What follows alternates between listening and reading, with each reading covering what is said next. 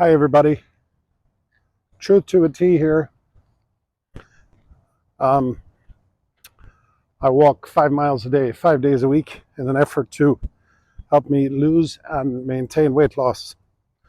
And while I'm doing that, I like to do these little videos and share some things that I'm observing. Can't speak today. Words are hard. That's what Brandon from Car Questions Answers says. Words are hard. Anyway, today I want to talk about war. Speaking of cars, there's a you don't want to look at me. It's actually beautiful here today at the boat launch. There's a war going on now. It's like a civil war between electric vehicles and combustion engines. And people are being divided over this. I know personally, I mean, when I first discovered Tesla, I started talking about Tesla, and people were downright nasty. Like, just, I'm an idiot. You don't have a clue what you're talking about. This guy, Musk, is crazy. He's a lunatic.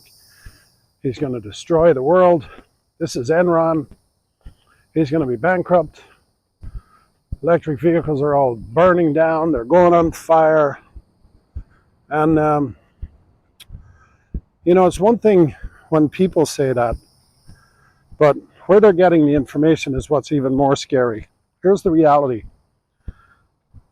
This war is going to escalate very soon, and you're already seeing it more and more. And it doesn't matter which side of this you're on. I want you to be very aware of what's happening. First of all, there are enormous amounts of people whose lives are going to be uprooted and hurt very badly because of this. This is a technology that's rapidly advancing. Full self-driving is coming. You can deny it all you want. Autonomous vehicles are going to wipe out millions of jobs. I mean millions of jobs. Uber, Lyft, trucking, any form of transport that you can think of is going to be massively disrupted. Now, you can blame Elon Musk all you want, but you can't stop technology. You just can't. But you can prepare. I mean, I'm in the restaurant business. I've seen the disruption that's coming to our industry with people not wanting to tip, people not being able to be around each other half the time. It's hurting the full service industry. A simple Google search, you can see who's going out of business and who's not, but that's another video. I will do a video on that. But today I want to talk about cars. In 2006, my wife, who's extremely smart, much smarter than I am, she's always been an environmentalist, she's always been organic, she's always been composting, she's always been a believer in energy and technology if it's used for, first of all, saving lives, because she's in the medical field. Her entire goal is to save as many people as she can. But also, the first car we had first car we bought together was a Prius, 2006 Prius. That car was running up until, I think about a year and a half ago. We had it for a long, long time, and she then gave it to her niece, who drove it for a couple of years, 3 years.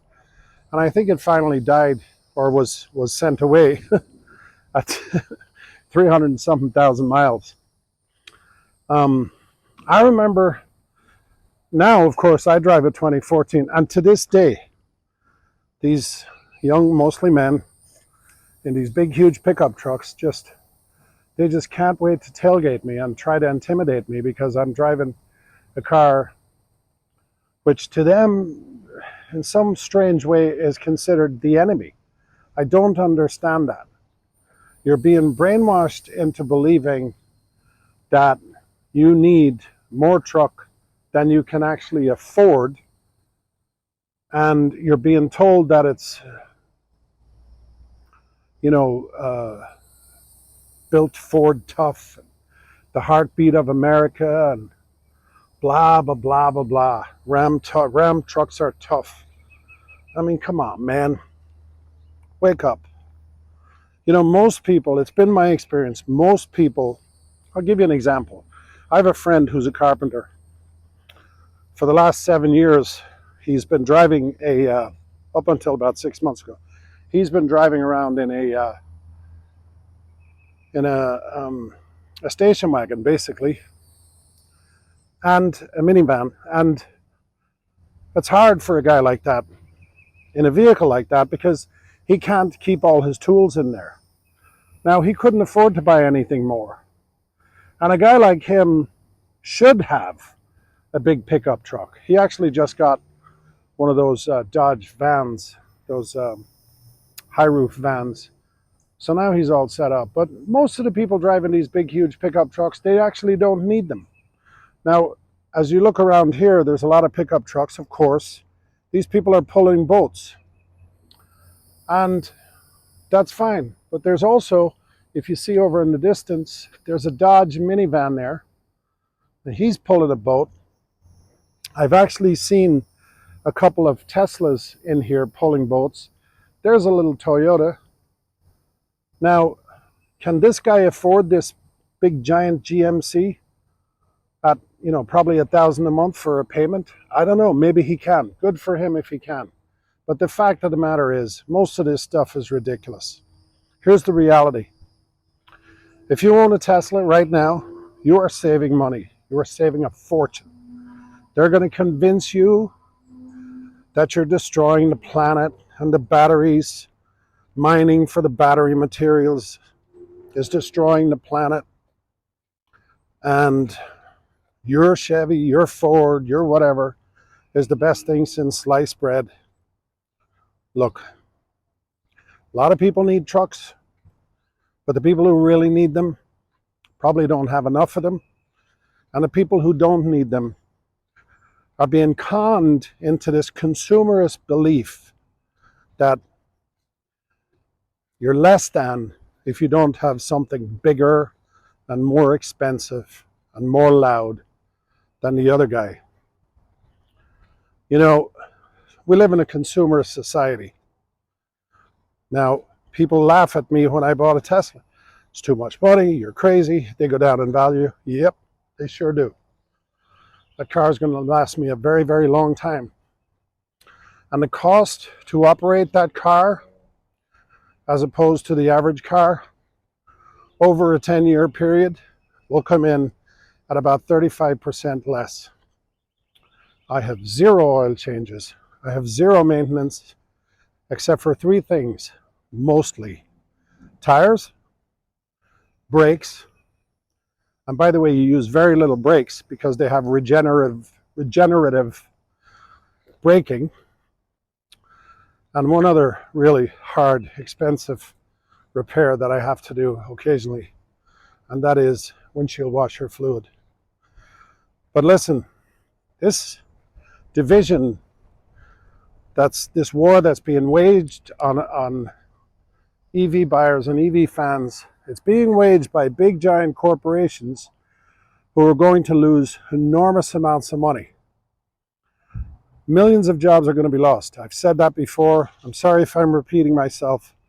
But guess what? If you were working for Kodak in a development lab years ago, developing rolls of film, I hope you moved on to another job before that all got shut down. Or if you were working in a record store selling records and cassette tapes, I hope you've moved on. And if you're working at Blockbuster, I certainly hope you've moved on. So if you're investing now in combustion engines, if you're investing in that technology, it's going away. Now, I don't know when, but this EV technology is ramping faster. And you know what? We've got to stop fighting with each other on this. I think we have to listen to each other. Look, I'm not the smartest guy in the world, but I do a lot of research on electric vehicles.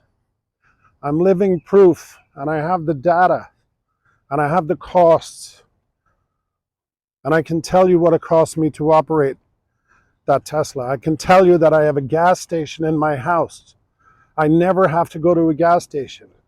I can tell you that I drive from the southern tip of Florida to the northern tip of Maine, and I have no problem finding a charging station. I have never been on the side of the road. So let's understand that this technology is changing. And I do want to warn you, there is going to be a form of a war. The higher and higher and higher, and the more people adapt to electric vehicles. You know, you see these stories that Tesla are laying people off. They sure are.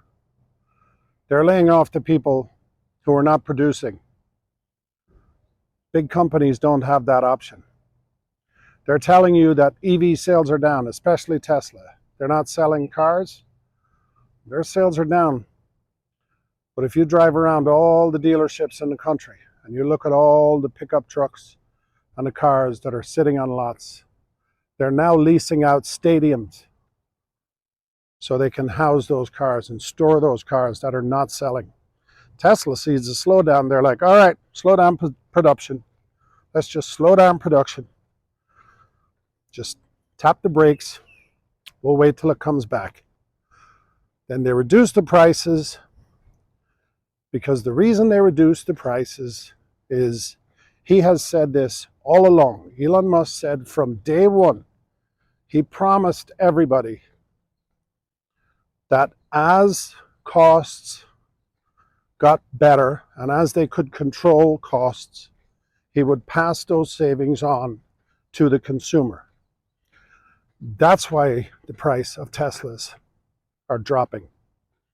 So don't let people fool you. And for God's sakes, if you see somebody driving around in a Tesla or in a Prius or whatever, I just want you to think about one thing. At the end of a year of driving that vehicle, or 2 years, or 5 years, or 10 years, they're going to have a lot more money in their pocket than you do. So don't get mad. Maybe you could learn something from these people. And for God's sakes, try to get along with others.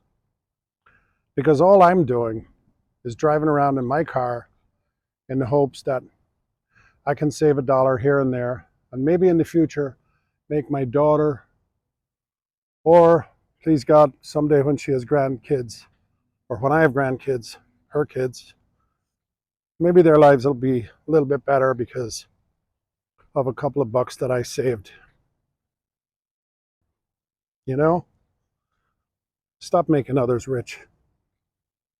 Start thinking about yourself.